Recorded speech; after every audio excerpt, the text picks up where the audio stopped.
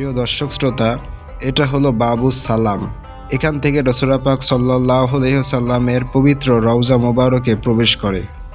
এর ঠিক সামান্য একটু দূরে রয়েছে বাবু সিদ্দিক। এই যে জায়গাটি দেখতে পাচ্ছেন, এই জায়গাটির নাম হলো বাবু সিদ্দিক। হযরতে আবু বকর সিদ্দিক রাদিয়াল্লাহু তাআলা আনহুর নামে এই জায়গাটি উল্লেখ রয়েছে।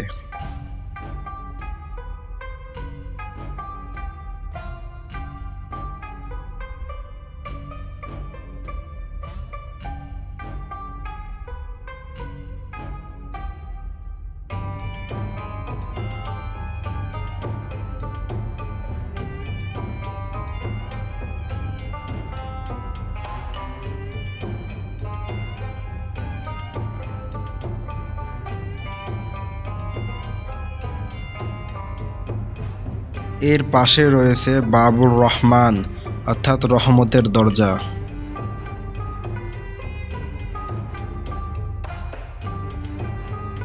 মহান আল্লাহ রব্বুল আলামিন আমাদের সকলকে নবীজির রওজা মোবারকে আসার তৌফিক দান করুক, আমিন।